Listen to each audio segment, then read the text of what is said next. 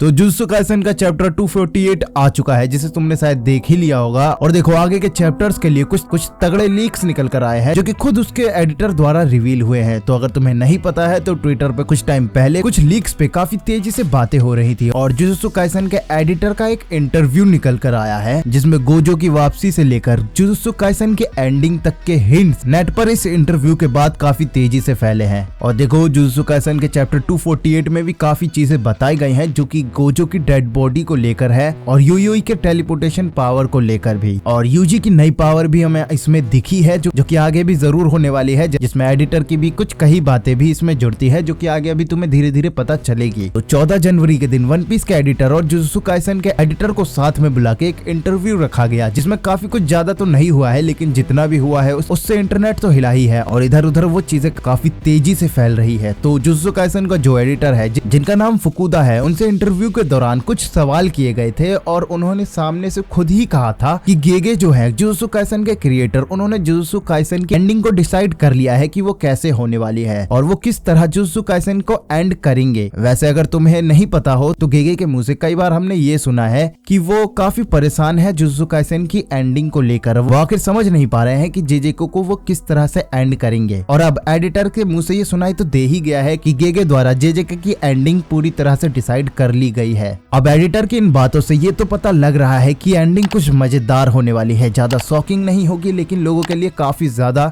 मजेदार जरूर होगी, जिसके लिए वो एडिटर खुद भी एक्साइटेड है, ऐसा वो वहाँ बताते हैं। अब उनके ये बात बताने के बाद जिस इंटरव्यू में ये सब बातें वो कह रहे होते हैं, तभी उस इंटरव्यू का होस्ट उनसे ये पूछ लेता है कि क्या आप थोड़ा बहुत बता सकते हैं कि जुजुत्सु काइसेन की स्टोरी किस तरह से एंड होगी। जिसके बाद फुकुदा काफी शांति से उस सवाल का जवाब देने से मना कर देते हैं, और उसके बाद उस इंटरव्यू का होस्ट एक आइडिया के साथ फुकुदा से एक सवाल पूछता है कि अगर वन पीस के एडिटर अपनी स्टोरी की एंडिंग बता देते हैं, तो क्या आप भी जुजुत्सु काइसेन की एंडिंग स्टोरी रिवील कर देंगे। इसका जवाब देते हुए फुकुदा कह देते हैं कि ये मैं अभी कर दूंगा, मैं आपको बता दूंगा कि जुजुत्सु काइसेन की एंडिंग स्टोरी क्या है, अगर वन पीस के ये एडिटर अपनी एंडिंग स्टोरी बता देते हैं तो। अब देखो हम सबको भी पता है ये सब यहाँ सिर्फ मजाक में ही बातें हो रही होती है, जिसमें दोनों ही कुछ भी रिवील नहीं करेंगे, ऐसा हमें भी पता है और उस होस्ट को भी पता ही रहता है। अब इन्हीं बातों के बाद इस इंटरव्यू का ही एक सबसे मस्त पार्ट पर बात कर ले, जो कि इंटरनेट पे भी काफी तेजी से लीक हुआ है और फैला है। तो ये जो इंटरव्यू हुआ है वो उस जगह पे हुआ है जहाँ सभी एडिटर अपना काम कर रहे थे, और होस्ट जब इंटरव्यू करने उस जगह पर फुकुदा के पास पहुंचते हैं,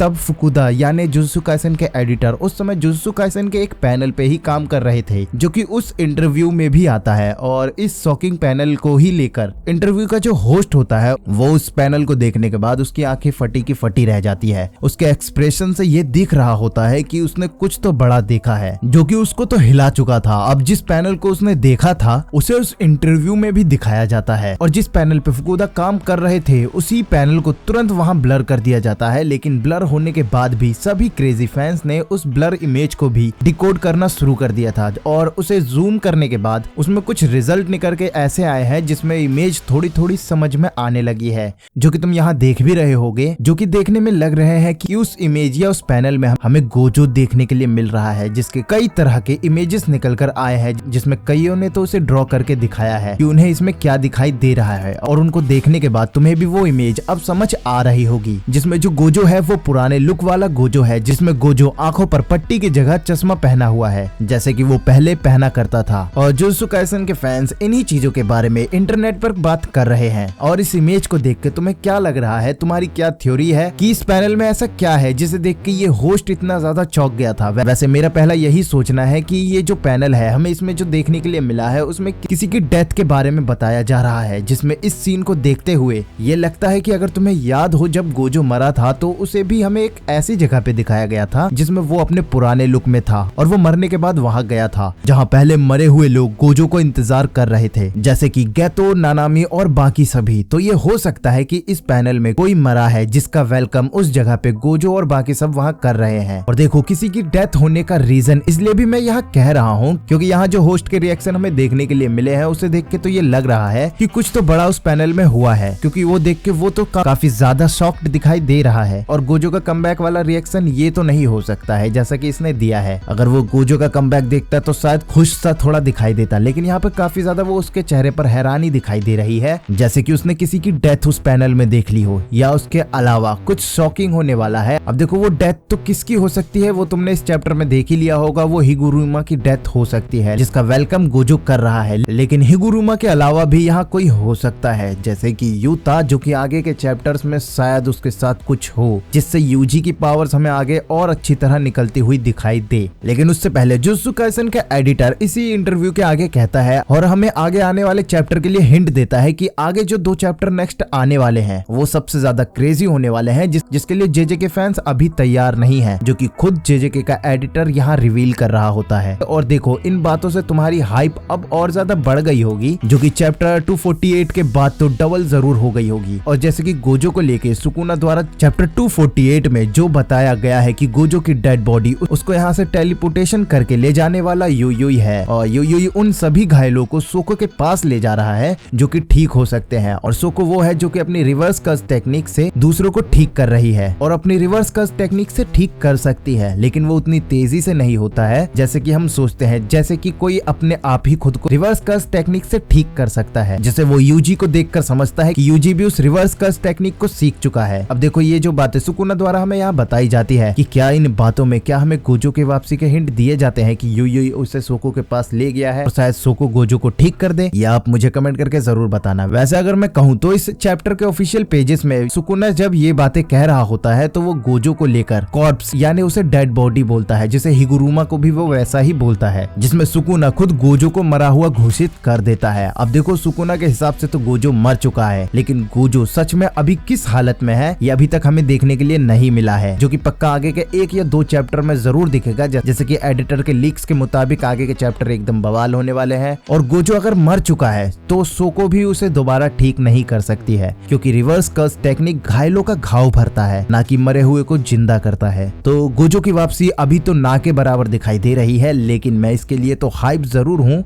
कि गोजो को लेके ऐसा क्या आगे आने वाला है जिसमें हमें इस होस्ट के ऐसे रिएक्शन मिले हैं। अब देखो गोजो को लेकर पक्का आगे कुछ ना कुछ तो दिखने वाला है, काफी चीजें रिवील होने वाली है इस लीक के मुताबिक। अब गोजो के बाद उस चैप्टर में हमें यूजी की भी पावर देखने के लिए मिलती है, जो कि होती है उसकी रिवर्स कर्स टेक्निक, जिसे देखकर सुकुना भी काफी ज्यादा चौंका हुआ होता है। और जो ये पावर हमें देखने के लिए मिलती है, मेरे ख्याल से यूजी के ये आगे आने वाले पावर का बस एक छोटा सा ही हिस्सा है, क्योंकि यूजी सिर्फ इससे सुकुना को नहीं हरा सकता है। और यूजी ने ये रिवर्स कर्स टेक्निक सिर्फ 1 महीने में सीखी है, जिससे इस चीज के ये तो हाई चांसेस हो जाते हैं कि यूजी के पास और भी कई टेक्निक है जो कि उसने अपने समय लेकर वहाँ सीखे हैं, और इसी वजह से वो सुकुना से जल्दी लड़ने के लिए नहीं आया था। बिल्कुल प्लानिंग के साथ, बिल्कुल लास्ट में हिगुरुमा के साथ वो आया है, जैसा कि तुमने देखा ही होगा। उसने टाइम लिया है कुछ न कुछ सीखने का, तो हो सकता है कि उसके पास एक पक्का प्लान हो जो कि आगे काफी ज्यादा हमें मजा देने वाला है। अब देखो मेरे ख्याल से तो यूजी के पास आगे और भी कई टेक्निक है जो कि सुकुना के लिए भारी पड़ेगी, वो भी जब सुकुना 20 फिंगर पे आ जाएगा। और अगर आपको याद ही होगा कि सुकुना अभी अपनी 19th फिंगर पे है, जिसके लिए ही शायद यूजी भी अपनी मेन पावर रोका हुआ है, क्योंकि सुकुना अपनी लास्ट फिंगर से दोबारा जिंदा हो सकता है। इसी वजह से शायद यूजी भी अपनी मेन पावर को रोके हुए है, जिसे वो शायद समय आने पर वो पावर हमें दिखाई देगी। अब देखो तुम्हें पता ही है कि जुजुत्सु काइसेन के लिए ये लास्ट ईयर ही होने वाला है, जिसे गेगे ने कहा ही था। तो मेरे ख्याल से आगे के चैप्टर जो हमें दिखाई देंगे वो सिर्फ काफी ज्यादा बड़े होंगे, जिसमें मेरे ख्याल से यूता और यूजी